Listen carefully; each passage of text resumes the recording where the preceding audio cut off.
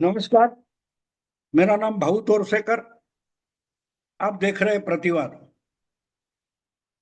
दोस्तों, ये पहली बार एक बात हो गई है।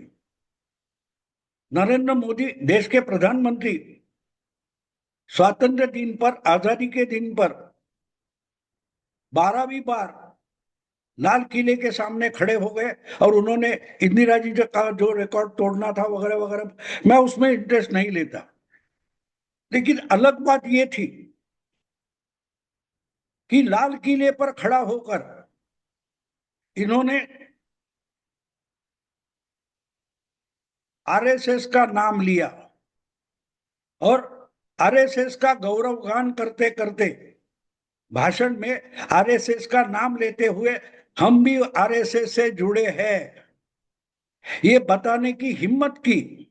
और उस पर ही चर्चा हो रही है। बाकी बहुत सारा 1 घंटे से ज्यादा प्रधानमंत्री का भाषण था, लेकिन जो वामपंथी सेक्युलर पत्रकार या बुद्धिजीवी है, कांग्रेसी है, वो बस रो रहे हैं, आरएसएस का नाम क्यों लिया, आरएसएस का नाम क्यों लिया। और किसका नाम ले भैया, किसका नाम ले। 11 साल अगर मोदी जी ने आरएसएस का नाम लाल किले से भाषण करते हुए नहीं लिया था, उसका मतलब ये नहीं था कि वो आरएसएस के नहीं रहे। क्योंकि इनको तो खबरें, ब्रेकिंग न्यूज बनानी होती है कि भागवत और मोदी में झगड़ा, भागवत मोदी को हटाना चाहते हैं। 75 साल की उम्र की बात अगर भागवत ने छेड़ी है तो उसका साफ साफ इशारा है कि मोदी जी 75 कंप्लीट करने के बाद हट जाए। बस मोदी पर कहर टूट पड़ा। जो जो खबरें बना रहे थे उनके मुंह पर मोदी जी ने एक करारा तमाचा मारा है। ये समझना जरूरी है। उससे बात साफ हो जाती है कि आरएसएस और मोदी, इनमें कोई भी झगड़ा मनमुटाव नहीं है, कुछ भी नहीं है। अगर वही इंसान प्रधानमंत्री है और आरएसएस का बेसिकली स्वयंसेवक है, तो वो आरएसएस के खिलाफ जाएगा या आरएसएस उसके खिलाफ जाएगी, ये बात आती कहां से है दिमाग में। क्योंकि जो आरएसएस को नहीं जानते, राष्ट्रीय स्वयंसेवक संघ को नहीं जानते, वही लोग ऐसी बात करेंगे। फिर वो लोग कितने भी बीजेपी वाले हो या ना हो या और कोई भी हो, जो स्वयंसेवक बनता है उसका जीवन संघ के लिए, देश के लिए और हिंदुत्व के लिए समर्पित होता है। वो सरसंघ चालक बने, मंत्री बने या प्रधानमंत्री बने या मुख्यमंत्री बने, संगठन जो फैसला करता है उसके सामने नतमस्तक होना, यही उसका कर्तव्य होता है। आपको याद होगा 30 जून 2022 महाराष्ट्र में एक बड़ा पॉलिटिकल धमाका हुआ था और उद्धव ठाकरे को सत्ता छोड़नी पड़ी थी और उनके जगह उनके ही एक साथी एकनाथ शिंदे बीजेपी के साथ 40 एमएलए लेकर आ गए और सरकार नई बनी थी। उसकी घोषणा किसने की थी? देवेंद्र फडणवीस ने की थी। और देवेंद्र फडणवीस सिर्फ महाराष्ट्र के बीजेपी के नेता नहीं है, फडणवीस बेसिकली आरएसएस के एक स्वयंसेवक है। और आरएसएस के स्वयंसेवक होते हुए वो राजनीति में आए हैं, लेकिन संघ से आज भी संबंधित है। तो संघ का जो अनुशासन है, वो कल परसों जो बीजेपी में आए उनसे हमको समझने की जरूरत नहीं है। जो ओरिजिनली बचपन से, युवा समय से बीजे आरएसएस में है, उन वो जो लोग बीजेपी में है उनसे आरएसएस का अनुशासन समझ में आ सकता है। और इसलिए देवेंद्र फडणवीस को बताया गया था कि आज महाराष्ट्र में सत्तांतर होना आवश्यक है और इसलिए उद्धव ठाकरे को हटाकर उनकी जगह बीजेपी और शिवसेना की सरकार लानी है।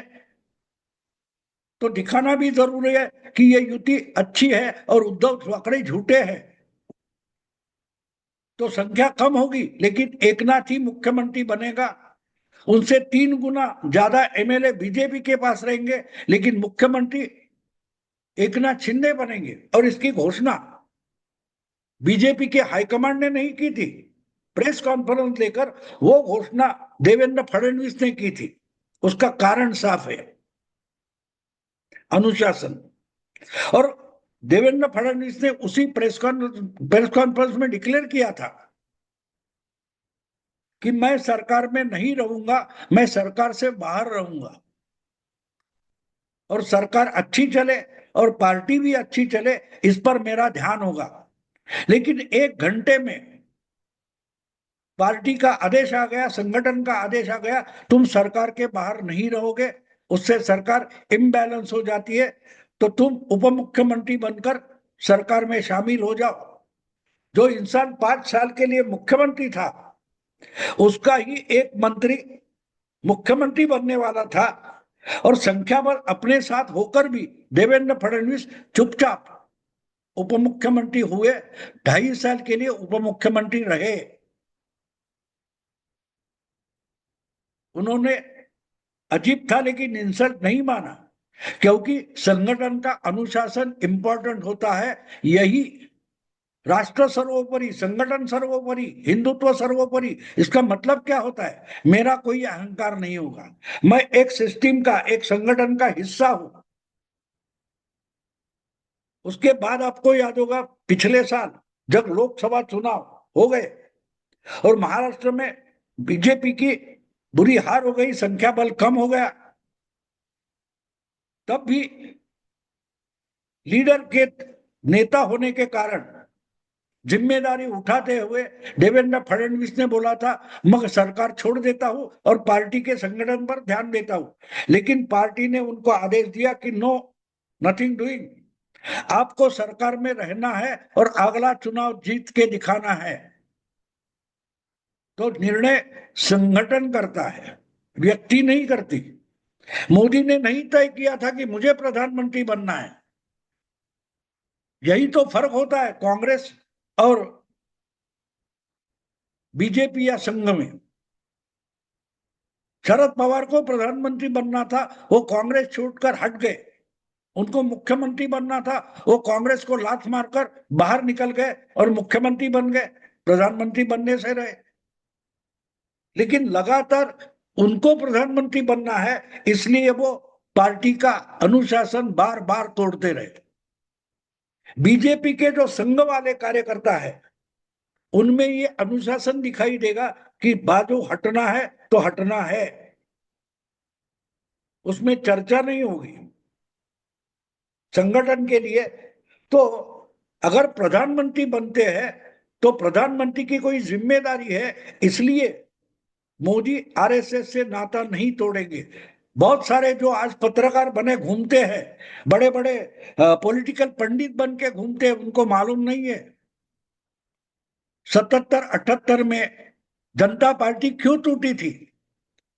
उस वक्त बीजेपी नहीं थी, आरएसएस का जो पॉलिटिकल संगठन था उसको जनसंघ बोला जाता था, और जनसंघ का विलय जनता पार्टी में हुआ था इमरजेंसी के बाद।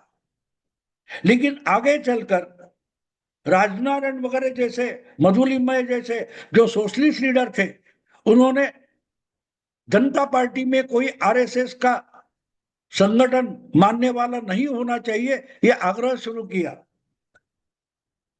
उसको दोहरी मेंबरशिप बोला गया कि आप एक साथ जनता पार्टी में हो और आरएसएस में भी हो, वो नहीं चलेगा। जो आरएसएस में होगा उसको जनता पार्टी में स्थान नहीं होगा, और जनता पार्टी में होगा उसको आरएसएस से जुड़ना अनुशासनहीनता माना जाएगा। तो ये संघर्ष हुआ और जनता पार्टी टूट गई। तो 1980 के चुनाव के बाद जो जनता पार्टी में संघ के लोग थे और उनके साथ जुड़े हुए नए जनता पार्टी के लोग थे, वो अलग हो गए और उन्होंने भारतीय जनता पार्टी बनाई। अगर पॉलिटिकल कंपल्शन होता है कि संघ से नाता तोड़ो, तो उस पॉलिटिकल पार्टी को छोड़ने की हिम्मत जिसमें होती है वही बीजेपी वाला होता है, वरना वो बीजेपी वाला नहीं होता। फिर वो नरेंद्र मोदी हो या देवेंद्र फडणवीस हो, फर्क नहीं पड़ता। आपका संघ से नाता रहेगा, ये अगर मंजूर है तो ही आप बीजेपी में आ सकते हो, जा सकते हो। संघ के खिलाफ होकर आप बीजेपी में नहीं रह सकते। तो इसलिए अगर प्रधानमंत्री लाल किले के प्राचीर पर खड़ा होकर आरएसएस की सराहना करते हैं, तो ये ऐसे पॉलिटिकल पंडितों के दिमाग में नहीं आएगा। जो पार्टी ही आरएसएस से संबंध होना या आरएसएस का मेंबर होना, इस पर आक्षेप लेने के बाद बनी है, ये जनसंघ नहीं है, ये भारतीय जनता पार्टी है, जो जनता पार्टी से हटकर बनी है। और ये कोई शरद पवार की पार्टी नहीं है कि कांग्रेस से अलग हुए। क्यों हुए? कि भाई सोनिया गांधी तो विदेश मूल की है, इनका जन्म भारत में नहीं हुआ है, ये विदेशी नागरिक है। ये कहते हुए 25 साल पहले शरद पवार कांग्रेस छोड़कर अलग हुए थे। तारिक अनवर, पूर्णो संगमा, शरद पवार अलग हुए थे, उसका कारण था सोनिया गांधी विदेशी नागरिक है। और सिर्फ 6 महीने में महाराष्ट्र की सत्ता हाथ में लेने के लिए शरद पवार ने उसी सोनिया गांधी से हाथ मिला लिया था 1999 में। तो शरद पवार और देवेंद्र फडणवीस या अमित शाह या नरेंद्र मोदी में यह फर्क है, वो भूमिका नहीं बदलते। आरएसएस का नाता है, इसलिए कोई आक्षेप है तो पार्टी छोड़ी जाएगी, लेकिन जो विचारधारा है वो नहीं छोड़ी जाएगी। प्रधानमंत्री पद छोड़ना पड़े तो भी बेहतर, प्रधानमंत्री पद नहीं छोड़ा जाएगा। सॉरी, विचारधारा नहीं छोड़ी जाएगी, प्रधानमंत्री पद का त्याग किया जा सकता है। ये जिनके दिमाग में नहीं आता, आरएसएस से संबंध रखने के लिए ही जनता पार्टी से अलग होकर अगर बीजेपी बनी है, तो लाल किले पर बीजेपी का प्रधानमंत्री खड़ा होकर भाषण करेगा तो आरएसएस की सराहना करेगा, ना कि निंदा करेगा। ये समझने के लिए कॉमन सेंस की जरूरत है, साधारण ज्ञान की जरूरत है। लेकिन जो बड़े पंडित होते हैं उनको छोटी छोटी बातें कभी समझ में नहीं आती। और इस कारण ये चर्चा शुरू हो गई है कि लाल किले पर खड़ा होकर प्रधानमंत्री आरएसएस की सराहना करता है। अरे वही तो आरएसएस है। राष्ट्रीय स्वयंसेवक संघ का मतलब मोहन भागवत नहीं है, होसबाले नहीं है। नरेंद्र मोदी भी आरएसएस है, देवेंद्र फडणवीस ही आरएसएस है, अलग नहीं है। ये जो सब लोग हैं जिनको स्वयंसेवक कहा जाता है, प्रचारक कहा जाता है, वो मिलकर ही आरएसएस बनता है। वो उस विचारधारा का इंडोक्ट्रिनेशन जिसमें होता है उसको स्वयंसेवक बोला जाता है। ये कोई एनजीओ नहीं है कि मैं आज पत्रकार हूं, कल एक्टिविस्ट हूं, परसों में पत्रकार हूं। योगेंद्र यादव नहीं है नरेंद्र मोदी का मतलब कि कभी शाहीन बाग में हो गए, कभी किसान आंदोलन में हो गए, कब वोट चोरी में हो गए, कब राहुल गांधी की पदयात्रा में हो गए। उनमें और संघ के स्वयंसेवक में बड़ा फर्क है। जो एक भूमिका, एक विचारधारा को पकड़कर खड़े रहते हैं और उसमें कितना भी नुकसान हो हटते नहीं, डट कर खड़े रहते। तो ये जरूरी था। 10 साल से, अगर 11 साल से मोदी जी नहीं बोले थे, तो ये भी समझना चाहिए कि 10 साल पहले, 9 साल पहले, 11 साल पहले आरएसएस को शताब्दी वर्ष नहीं था, आरएसएस का शताब्दी वर्ष नहीं था। 1925 में अगर आरएसएस की स्थापना हुई है और आज उसका शताब्दी वर्ष है, इसीलिए उसका नाम लिया है। मेरे दादा, मेरी नानी, ये जो राहुल गांधी बोलते रहते हैं, वैसा नहीं नाम लिया है, शताब्दी के लिए नाम लिया है। वो फर्क है। और उससे नाता है इसलिए सराहना की है। और कौन अपने पिता का, अपने परिवार का समर्थन कौन नहीं करता। और ये जब लाल किले पर खड़ा होकर एक प्रधानमंत्री बोलता है तो उसको डंके की चोट पर बोलना करते हैं, डरा नहीं था। पूरी दुनिया को चीख चीख कर उस प्रधानमंत्री ने बोला कि इस देश में एक संगठन है जिसने मुझे बनाया है, जिसने मुझे बनाया है, और वो आरएसएस का स्वयंसेवक होकर ही मैं भारत नाम का देश बनाऊंगा, विकसित देश बनाऊंगा। ये एक साथ जोड़ने का कारण भी समझो। आज अगर दुनिया की तीसरी चौथी अर्थव्यवस्था भारत बना है तो एक आरएसएस के स्वयंसेवक ने बनाया है। वही तो मोदी कहना चाहते, जिनको समझना है वो समझे, ना समझे वो तो अनाड़ी है। वो दुनिया में पॉलिटिकल पंडित बनकर घूमे, लेकिन असलियत में ये लोग पॉलिटिकल अनाड़ी है। उनको राजनीति समझ में नहीं आती, विचारधारा समझ में नहीं आती। अगर एक विचारधारा ने 100 साल पहले शुरुआत की हिंदुत्व का एजेंडा लेकर, और आज इस 140 पॉपुलेशन के 140 करोड़ पॉपुलेशन के देश में अपना प्रधानमंत्री तीसरी बार बनाकर खड़ा कर दिया है, अपनी ताकत पर बनाया, तो उसका मतलब समझने के लिए बड़ी अकल नहीं लगती कि 0 से लेकर 100 साल में इतना बड़ी छलांग लगाई है। तो क्यों लगाई है, बात ये समझना जरूरी है। और इसकी शर्म किसको लगेगी, क्यों लगेगी? अपने माँ बाप, अपना परिवार, उसकी शर्म जिसको लगती है वो परिवार का नहीं होता, ना उस समाज का होता है, ना उस देश का होता है। मोदी जी क्या समझा रहे हैं? मैं भारत का हूं, और भारत की एक बड़ी अच्छी संगठन है जो देश खड़ी करनी चाहती है, नेशन बिल्डिंग करना चाहती है, उसका नाम राष्ट्रीय स्वयंसेवक संघ है। जिनके आदर्श माओ या मार्क्स होते, इनको ये समझ में कैसे आएगा?